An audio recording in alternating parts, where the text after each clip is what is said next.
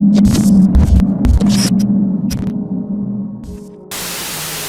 lurk in the night. How many of you are afraid of the evening? The dark that soon follows sunset, and the vanishing of the bright blue sky into blackness? The eerie quietness it brings only for a startling sound to break through the quiet? Surely, we've all had those moments. Well, for me, my experience was far more than just mere coincidence or imagination. What I'm about to tell you has been going on ever since I was young, so if you're faint of heart I encourage you to stop reading immediately. For what I have to say will most certainly chill even the toughest person straight down to their core. I'm choosing to remain anonymous for this, as it is something I do not wish on anyone, and trying to aid me will only result in you being tormented at night just like me. These creatures are very selective of their targets.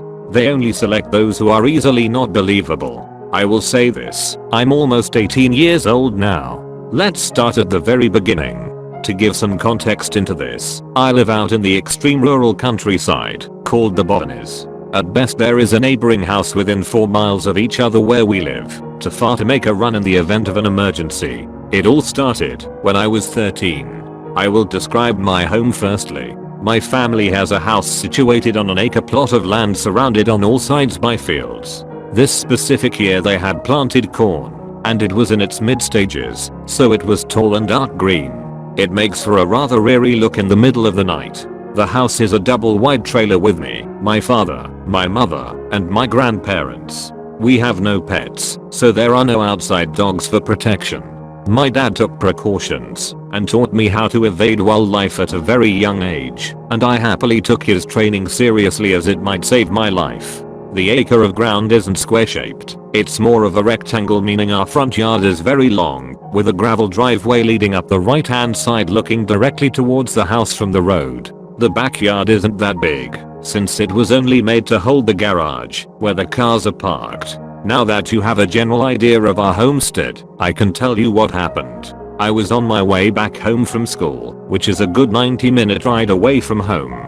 The narrow, bending country roads surrounded by cornfields and forests is not a pleasant sight if one is faint of heart. You are all probably wondering why school runs so late for us, and it really doesn't. You see, I stay at school for a couple of hours more in order to do homework there. It's a form of extra teaching assignments that furthers my scores by giving me and my teacher the ability to mingle alone and focus on my schooling instead of several classmates at once. I'm not the only one, however, as 4 others do the exact same. They are dropped off long before I'm, as I live the furthest away. This particular evening was already growing dark, and I knew I'd have to walk up to our long driveway. The bus pulled up, as usual, and turned on its caution lights as I climbed down off the bus. As soon as I reached the other side of the road, the driver didn't bother to make sure I'd make it safe. He just turned off the caution signs and lights and made his way down the road. I watched as he faded into the darkness around a bend and was greeted by pitch silence, along with the hoots of owls and other things here and there. I sighed and started to make my way up the driveway to the house. I noticed my dad had left his tall work truck in the driveway, not too far away from me. Once I had made it within, I'd say, about 10 feet of the truck, I happened to look up and saw a figure up ahead of me. The figure was at the midsection of the right side of the house, crouched down in the grass. I couldn't tell if it was looking my direction, but I felt my gut sensation start ringing, setting off alarms. My heart started racing. I stood there frozen in fear for what felt like an hour, praying the thing would just go away. It didn't. As quick as a flash, the creature sprang up and started rushing at me with a loud, horrific shriek. I quickly ducked underneath the truck and hid, trying not to make a sound. I heard the footsteps rapidly closing in, and then, as quickly as they started, they just stopped. I hid under the truck, struggling to keep my composure as I had remembered my dad's teachings on dealing with wild animals. But that was the issue. Whatever this thing was, it wasn't an animal. And it surely wasn't a person. I felt the sudden urge to look up, and when I did, I saw 2 feet standing at the front of the vehicle, facing towards me. My heart jumped into my throat as I struggled to hold myself still and calm. The body of the creature was tall, lanky, and bone thin. But it was bone chilling to see. As quickly as it began, the creature took a right turn and bolted off in the direction of the field. I heard it slam into the corn, and after a while, I didn't hear anything else. I quickly checked my surroundings, making sure nothing else was around me before quietly moving out from under the truck and bolting as fast as my legs would carry me to the house. I heard shrieking behind me as what sounded like several footsteps closing in at a rapid speed. I managed to get onto the porch and turn around to lock the door, only to be greeted by what looked like 7 to 10 different sets of piercing yellow eyes. The creatures stood no taller than 4 feet, but still had a figure I can't explain. They stood as still as statues for a few minutes before one by one bolting back into the direction of the field. I went inside quietly and didn't tell my family anything that had happened. For several days on end, I had reoccurring night terrors about them, and it was endless. Dreams of being chased through the cornfields with no escape, being torn apart and dangled in a tree somewhere for the cops to find my mutilated corpse. By far the most terrifying experience of my life, and one of many of my encounters with these flesh-eating monsters. Before these incidents, I would say I didn't believe in urban legends, horror stories, or paranormal activity. Now I know better. Now I know that there are things out there left undiscovered by humankind. Since then I have stopped late night tutoring at my school and started coming home like the normal kids. I still have encounters even to this day, and each experience is more terrifying than the last. I can only hope you, the reader, pray for my safety. I have no idea what they are, or even what they want. But I could swear they want me. If you live in the country, don't come home late. They're waiting for you.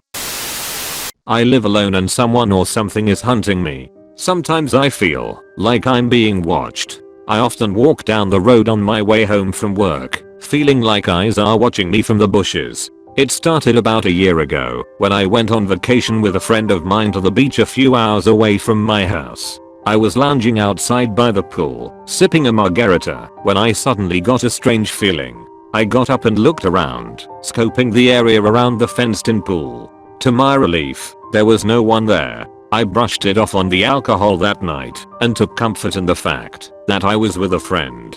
A few weeks later, I was walking around the grocery store after my shift at a Taco Bell ended, and I got the strange feeling again. I was browsing through a shelf of boxed macaroni when I could have swore I heard someone behind me. I snapped my head around to look, but there was no one with me in the empty aisle. Feeling uneasy, I quickly grabbed a random box and got the hell out of there as fast as I could. The next time it happened, I was taking out the trash towards the end of the night at work, and when I tossed the bag into the bin, a shudder ran over me, and the hair on the back of my neck stood up straight. I didn't even try to look around. The urge to run was so strong that I quickly bolted back inside. I finished my shift, but hung around an hour longer until my coworker got off, so that I wouldn't have to walk to my car alone.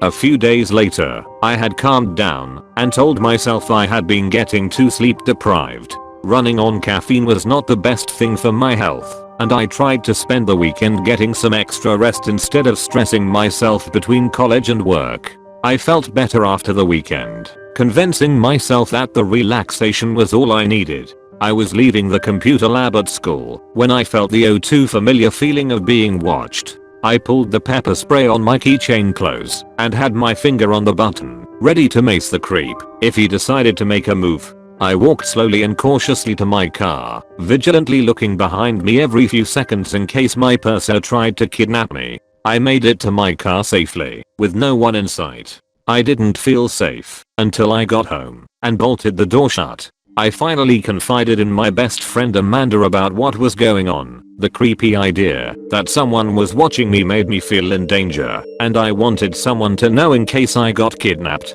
To my dismay, she didn't take it very seriously. "Maybe you have a stalker or something," she said, "but that doesn't really seem likely, because I think you would have seen someone by now, if that was true. You might just be missing too much sleep. You know you have been pulling all-nighters for school the past few weeks and that might be messing with your head." I know that she was trying to be rational and to calm me down, but her words only discouraged me and made me feel more alone. I didn't feel safe anytime I was outside my house. I constantly was looking over my shoulder and stepping cautiously around corners, fully convinced that someone was going to grab me at any moment. My paranoia was at an all-time high, and I began sleeping poorly. I felt safe in my house, so I started staying inside more often. I stopped going out with friends because when I did, I often felt someone watching me. I was fully convinced that I had a full-blown stalker and I didn't feel safe outside anymore. I was watching a rerun of Law and Order on TV, munching on popcorn, when the feeling crept up on me again. I was absolutely frozen with fear. I could feel someone staring at me from the window at the other side of the room. I couldn't move for a second and had to fight through a panic attack. The second I got myself under control, I grabbed my phone and sprinted to the bathroom as fast as I could. I locked myself inside and barred the door and immediately called 911. They arrived within minutes and I told them everything. All about feeling watched, all about someone staring in my window and following me to school and work. To my relief, they took it very seriously. They searched the apartment room by room and everywhere outside for anyone who seemed suspicious. They thought it might be some sort of sex trafficking related stalker, and so they placed a protective detail outside my apartment each night for the next week. I moved out at the end of the week to a new apartment at the other side of town. I started to take every precaution to protect my location. I got a new phone and a new number so no one could track me. I wore a hat and a scarf every time I came to, or left my apartment to conceal my identity. I never spoke to any of my neighbors or told any of my friends other than Amanda where I had moved to. I installed deadbolt locks on every single door and window in my home, and checked my house out from top to bottom with mace and a taser in hand every time I came home. I dropped out of classes for a semester and transferred to a different Taco Bell. I was living in a constant state of fear and paranoia at all times. I didn't know how to move on with life because I couldn't do anything without feeling scared. I started seeing a therapist and began treatment for paranoia and anxiety. The meds helped for a while and I was gradually moving back to being my normal self. I felt like I had escaped my stalker and I was feeling cautious, but better. Then, last week my world was destroyed again and I realized that I would never be okay again. I was napping on the couch after a long morning shift when something suddenly woke me. I laid completely still, slowly creeping my hand under my pillow to grip the pepper spray hidden beneath. The feeling that someone was watching me was so strong that I knew someone was in my house. I was holding my breath, my heart beating so hard that I could barely hear over the rush of blood through my head. I heard a sound, a rustle, and then the creak of a door opening slowly behind me. Whoever was in my house was inside my bedroom. I couldn't move. I couldn't breathe. I was rooted to the spot in fear. I knew that I was about to die, hunted down like prey in my own home. I had a split second of anger where my instincts kicked in and my will to fight resurfaced. I would not be a victim. I would destroy the man who was making my life a living nightmare. I grabbed the knife I kept laying behind the couch and sprang up, running full force at the door. I slammed the door fully open, dousing the room in pepper spray and wildly swinging the knife.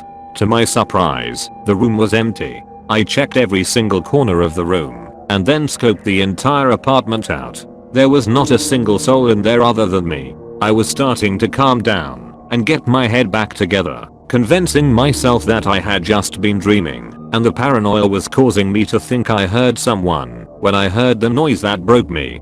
Quietly, from somewhere in the room, I heard a laugh start. Not a normal laugh, but a shrill grating noise like nails on a chalkboard. I clamped my hands over my ears, recoiling at the noise that made me feel like my brain was being rubbed against a cheese grater. I buried my head in the couch pillows, sobbing my eyes out until the laughter stopped and I no longer felt like someone was watching. I was not safe anywhere anymore. At that moment, I knew that I could never escape.